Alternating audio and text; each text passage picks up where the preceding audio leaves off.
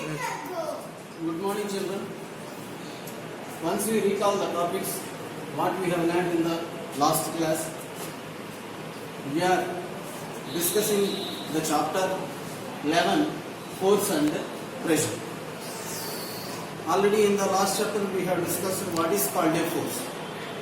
In our daily life we are seeing a lot of actions we are doing, like by actions like picking a stone from the ground, opening the door, shutting the door of a car or a vehicle, kicking a ball in the game of football or some cricket, hitting the ball with bat in the game of cricket, lifting the bag from the bench, flicking, pushing and pulling the objects. These all actions are nothing but application of force. Simply if we call force, a force is nothing but a push or pull, or in some cases if both are involved. In some cases both pushing and pulling together simultaneously acts on a body. It is also called a force. Okay, start. The next one is that force arises due to the interaction between at least two objects. To observe the force, there must be interaction of two objects. If you take single object, we cannot observe the application of force. If you are pushing a car, if a person is pushing a car, the person is one object and the car is another object. If you are lifting the bag is one object and the person is another object. Like that, if you are doing any action, it will be nothing but interaction between two objects. So, for the application of force, there must be interaction of at least two objects and maybe more than two. Next, force is a vector quantity. In the higher classes, you will learn about what are called vectors and what are called scalars. Now you simply remember that force is a vector quantity. The meaning is that force has both magnitude and direction. Force has magnitude and direction. Magnitude means the quantity how much we are applying. That is called magnitude. And it has a direction also. In which direction we are applying the force, it is also necessary and we should consider. Direction and magnitude both are present for force. So, force is a vector quantity. And if more than one force is acting on a single object, force applied on the object in the same direction add to one another. Here if you see, this is called an object. This is an object or a box. Two persons are applying the force.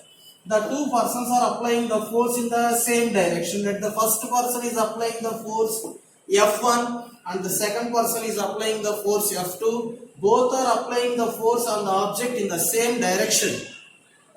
Then these two forces together, the resultant force is called net force.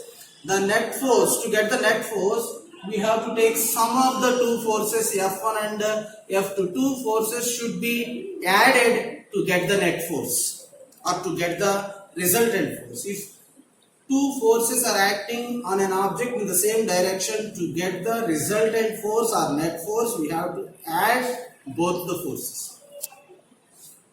Like that only, if two forces act in the opposite direction, the direction is opposite. If two forces are acting on the object in the opposite direction to an object, the net force acting on it is the difference between the two forces.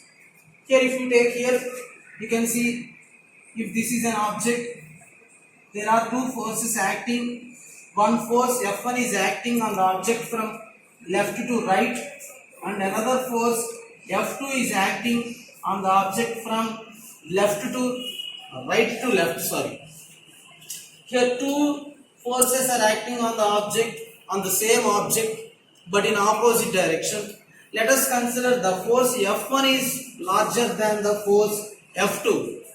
To get the resultant force or net force, we have to take algebraic sum. That means if the direction is in opposite, then we have to take that force as negative. So the resultant force is the difference of the two forces. From larger force, we have to subtract the smaller force to get the resultant force. Now we are going to see what a force can do. In our daily life, we are seeing lot of actions which are involved in the application of force. A force can change. A force can change the first one, state of motion. A force can change the state of motion. That means it can make the body to move which is in rest by the application of force, or we can make the body to come into rest which is already in movement or which is already moving. If a ball is at rest in the ground, if somebody hits the ball with some force, the ball will move from that place and it will come into motion. Start. Second one is movement to rest. If a running ball, if a ball is coming from somewhere, when hit by a batsman in a cricket ground, it will be catched by a fielder, and after catching the ball will come to rest, from motion to rest. That means the fielder is applying force on the ball with his hands. So by the application of the force, a body which is already in rest, we can make the body to move. The body already which is moving, we can make the body to stop, from movement to rest. So force can change the state of motion. And second one is force can change the direction.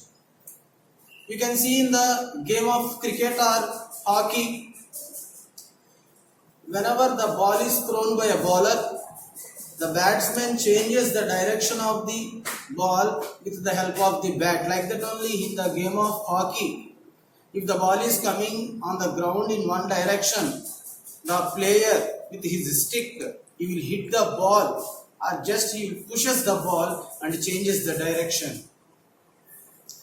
If the ball is coming in one direction on the ground, if you put the hand in slant position, after hitting the hand, the direction of the ball changes and the ball goes in another way.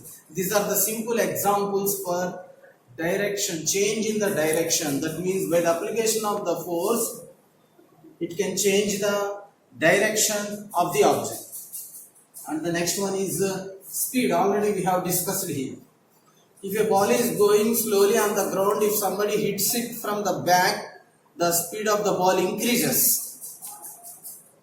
Like that only if a ball is coming on the ground with some speed, if we put our hand in the path of the ball against to its movement, then the speed of the ball decreases. Like that, by the application of the force, we can change the speed of the object. That means we can increase the speed or we can decrease the speed. You can observe that if a rider applies brakes, the speed of the vehicle decreases by the application of the brakes. Nothing but he is applying the force to stop the movement of the vehicle. Like that we can change the speed of the object. That means we can either increases or decreases the speed of the object by the application of the force. And the next one is shape. We can change the shape of an object by the application of the force. The simple. Next one is shape. The force can change the shape of an object. The simple example is that if a balloon is blown with air and tied with thread, it is filled with gas and it will have some shape. We know that there is a gap between the gas molecules. If we apply force with our two hands, on the balloon, the shape of the balloon gets changed. And whenever we release the force, again the balloon it will come to its original shape. Like that only if you take a pillow, if you press the pillow by applying the force, the shape of the pillow changes, and whenever we release the hands, again the pillow will come to its original shape which is at the starting. Like that a force can change the shape of an object. The simple example, another simple example is that take a duster. Next types of forces. Depending upon the physical contact between the two objects, forces can be categorized into two types. They are contact force and non-contact forces.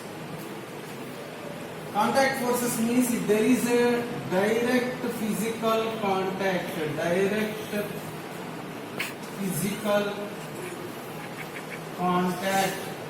there is direct physical contact between the two interacting objects, when a force is applied, then such type of forces are called contact forces. Example, muscular force and friction. In our daily life, we are doing lot of activities, lifting a bag from the ground and running, bicycling or opening the door. All these are example of muscular forces. We are doing these actions by the applications by using our muscle power. So these are examples for muscular forces. Muscular forces are examples for contact force. Why? Because when we touch an object, then only we can apply the force by using our muscle power. And the next one is friction. If a ball is rolling on the ground applies the resistant force to stop the movement of the ball.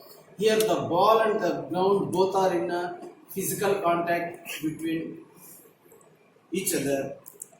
So this is also an example for contact force. So magnetic force, muscular force and the friction both are examples for contact forces. Why? Because in these two cases the two interacting objects are having direct physical contact between them. And the second category is non-contact forces or field forces.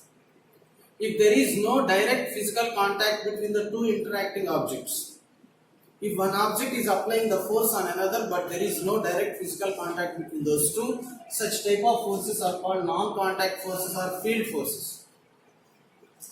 Examples: magnetic force, electrostatic force and gravitational force. If you take magnetic force, if you take a magnetic material and you brought a magnet near to it without directly having physical contact, the magnetic material can be attracted by the magnet. In this case, there is no direct physical contact between the magnetic material and the magnet. So it is an example for field force or non-contact force. And the next one is electrostatic forces. Charges will be created when a body is rubbed on the surface of another. That means if we take a comb and after doing combing for number of times, and if we take near to a small pieces of paper, these small pieces of paper are get attracted toward the comb without having direct physical contact. Small paper pieces and the comb, because of the charges present on the comb, by doing the combing number of times, that means by applying the frictional force between the hair and the thumb. It is also an example for non-contact force. And the next one is gravitational force. The simple example is that when we leave a chalk piece, it will be attracted by the earth because of the gravitational force. Here the earth is applying the force on the chalk piece. Here the piece of chalk and the earth do not contact, though earth is applying the force on the object. So these three are examples for non-contact forces. Again, in your textbook, children, all the members, you read